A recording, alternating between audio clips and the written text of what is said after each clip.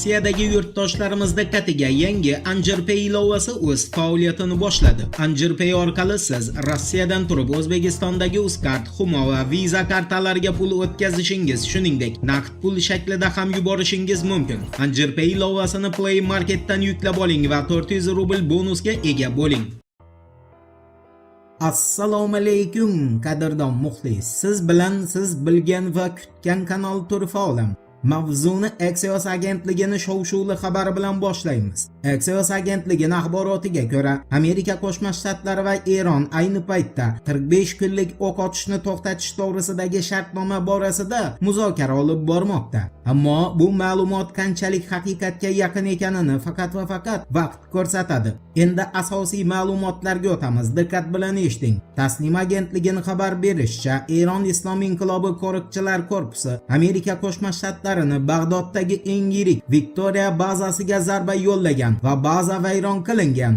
Wall Street Journal agentligining ma'lumotiga ko'ra, Eron Ormuz bo'g'ozini ochish evaziga vaqtinchalik urushni to'xtatish haqidagi taklifini qabul qilmagan. Manbalarga ko'ra, Eron Turkiya, Misr va Pokiston orqali yetkazilgan vositachilik tashabbuslariga javob berib, yaqin kunlarda Islomobodda amerikalik rasmiylar bilan uchrashishni istamasligini, Amerika Qo'shma Shtlarini urushni to'xtatish bo'yicha talablarini ma'qul emas deb hisoblashini bildirgan. Bu qaror shuni ko'rsatadiki, Tehron hozircha diplomatik muzokaralarga tayyor emas va o'z pozitsiyasini o'zgartirganicha yo'q.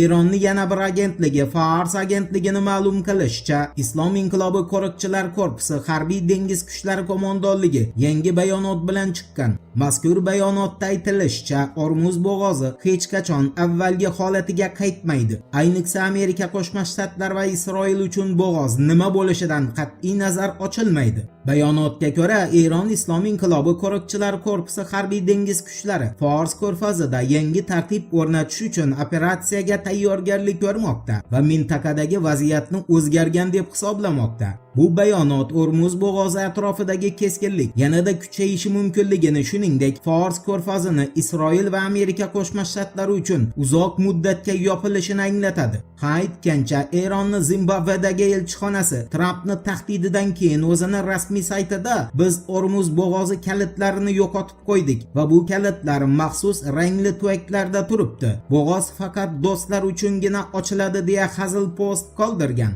Xabaringiz bo'lsa, sal oldinroq Donald Trump Eronga o'z ultimatumi muddatini uzaytirib, qo'shimcha 48 soat vaqt bergan edi. Shundan keyin Amerika Qo'shma Shtatlari armiyasi rasman Eronga qarshi zarbalarni qayta boshlanganini ma'lum qildi. Ma'lumotlarga ko'ra, bu qaror Amerika Qo'shma Shtlarini F-15 qiruvchi samolyoti urib tushirilgandan so'ng uni ekipajidan 2 nafar a'zosini qutqarish operatsiyasi muvaffaqiyatli yakunlangandan keyin qabul qilingan. Shundan so'ng harbiy qo'mondonlik Eron hududiga nisbatan havo hujumlarini yana davom ettirishga kirishgan.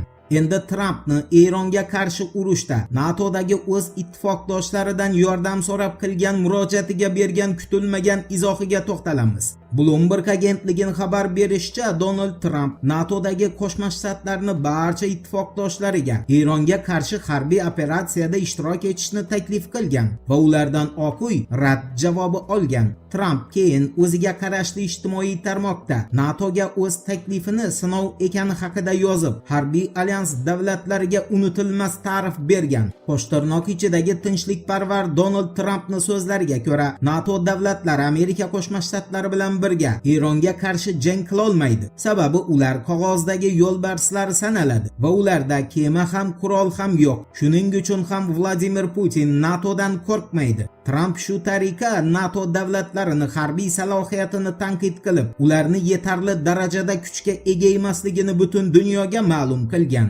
Endi Hindiston va Pokiston o'rtasidagi tahdidlar almashinuviga oid xabarga o'tamiz. Matbuot nashrlariga ko'ra, Hindiston va Pokiston mudofaa vazirliklari rahbarlari mintaqadagi keskinlik kuchayayotgan bir pallada tahdidli bayonotlar bilan almashgan. Hindiston mudofaa vazirining aytishicha, agar Pokiston Hindistonga nisbatan yangi provokatsiyaga yo'l qo'ysa, u holda Hindiston bu dushmanlarcha harakatga qat'iy javob qaytaradi. Bunga javoban Pokiston mudofaa vaziri Havaja Osif agar Hindiston soxta bayroq ostida operatsiya o'tkazishga jur'at etsa, unda Pokiston Kalkuttaga zarba berishini ma'lum qilgan. Eslatib o'tamiz, gap 2025-yil aprel oyida Hindistonda sodir bo'lgan terakt haqida ketmoqda va New Delhi bu fojiada Pokistonni ayblagan edi. Voqealar rivojini birgalikda kuzatamiz. Turfa olam bilan qoling. Siz kutgan kerakli ma'lumotlar hali oldinda.